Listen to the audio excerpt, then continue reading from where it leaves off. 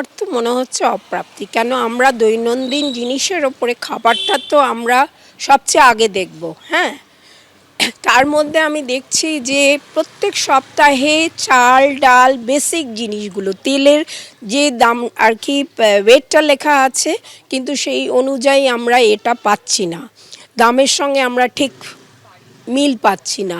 এগুলো তো, আর গ্যাসের দামটা একটু স্টেবল হওয়া দরকার, কেন এইগুলো আমরা ডেইলি আর কি ব্যবহারের মধ্যেই রাখছি, কেন এগুলো ছাড়া আমরা চলতে পারবো না।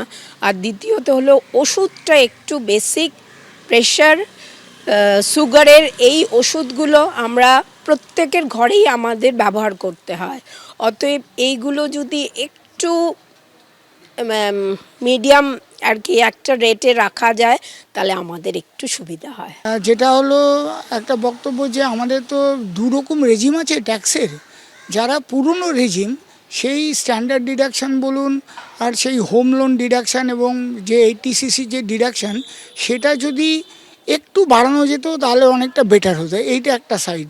দুটো একটা সাইড, যারা আমরা সকলের ক্ষেত্রে আমরা ডাইরেক্ট ট্যাক্স এবং ইনডাইরেক্ট ট্যাক্স দুটোই আমরা দিই। যদি ইনডাইরেক্ট ট্যাক্সের বোঝাটা যদি একটু কমানো যায় সেটা কিন্তু আর একটু বেটার হয়। আর তৃতীয় জিনিস, একটু অবাকই হলাম যে নেক্সেস এবং নিফটি দুটোতেই আমরা দেখলাম যে বাজেটটা যাওয়ার পরে দামটা কিরকম একটা পড়ে গেল। তো সেটা বুঝতে পারছি না, কারণ আমরা তো বিশ্লেষক নই, যে হঠাৎ এরকম একটা পরিস্থিতি কেন হলো এটা আমরা সত্যি বুঝে উঠতে পারিনি। Fertilizer subsidy is an indication of not caring for the villagers. কৃষকের জন্য এদের কোনো চিন্তা নেই। ফার্টিলাইজার সাবসিডি ছিল 2015-16-তে 4.04 of total expenditure, ধরুন 4% of total expenditure 2015-16। এই বাজেটে 3.19 নামিয়ে দিয়েছে।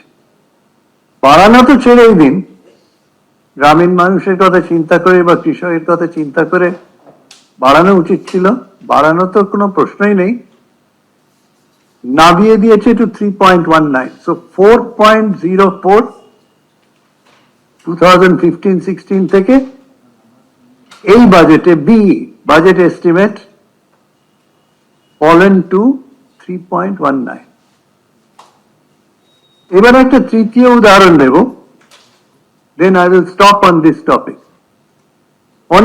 অনেক গুণ আছে, আমি তো আপনাদের সব কথা বলতে চাই না। Welfare of scheduled caste, scheduled tribe, OBCs and minorities, 4টি উইকার সেকশন সব সারা ভারতবর্ষের সমাজে আছে, SC, ST, OBC and minorities. এক্ষেত্রে এরা কি করলেন? ছিল 2015-16-তে 0.21% অফ দ্য বাজেট, এবারে সেটাকে কেটে 0.19 হয়ে গেছে, মানে কমিয়ে দিয়েছে। আর আপনি যদি 2025-26-এ আরইতে যান, রিভাইজড এস্টিমেট, সে আরো কম। আমি টেকনিক্যালিটিতে যাচ্ছি না। এসসি, এসটি, ওবিসি, মাইনরিটিজ এর ক্ষেত্রে অ্যালোকেশন হ্যাজ বিন কাট। তার মানে কি? They don't care for the weaker sections. তো আপনাকে এডুকেশনের উত্তর একটা এক্সাম্পল দিলাম, আপনাকে ফার্টিলাইজার কৃষক এর সঙ্গে সম্পর্কের এক্সাম্পল দিলাম, এবং তৃতীয়ত উইকার সেকশন। আমার কাছে কারণ অনেক লিস্ট আছে, এই তিনটেই আপনাকে দিতে চাই, কেন যুবক যুবতীদের জন্য এডুকেশন ইজ ক্রিটিক্যাল। কাট। ফার্মারদের জন্য fertiliser subsidy is critical, cut.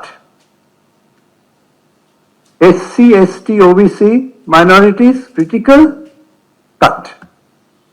তো আমার প্রথম সাবমিশন হচ্ছে, এটি একটি, যেটা মাননীয় মুখ্যমন্ত্রী ঠিকই বলেছেন, এটা কৃষক বিরোধী, এটা ইউথ বিরোধী, এডুকেশনে কাট করলে, এটা উইকার সেকশন বিরোধী, তাহলে রইল কে?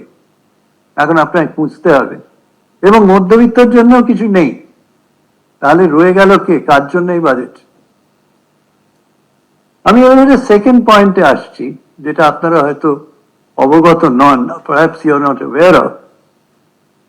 কেন এই ফিগার যেটা ওরা দিচ্ছে, উই ডোন্ট বিলিভ ইট। 2024-25-এ প্রধানমন্ত্রী আবাস যোজনা আরবান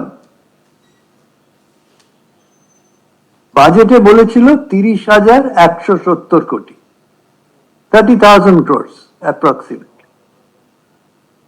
রিভাইজড এস্টিমেটে কোথায় গেল? 13,670। 30,000 থেকে 13,670। অ্যাকচুয়াল যখন এলো কততে গিয়ে দাঁড়ালো? 5,815। সো ফ্রম 30,000 বাজেট এস্টিমেট মানুষকে বোঝানো হচ্ছে বাজেট পড়ে 2024-25-এ, আসলে গিয়ে দাঁড়ালো কোথায়?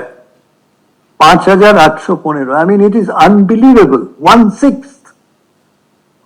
That means যেটা আপনারা শুনলেন this is probably a bluff. ABP Ananda, এগিয়ে থাকে, এগিয়ে রাখে।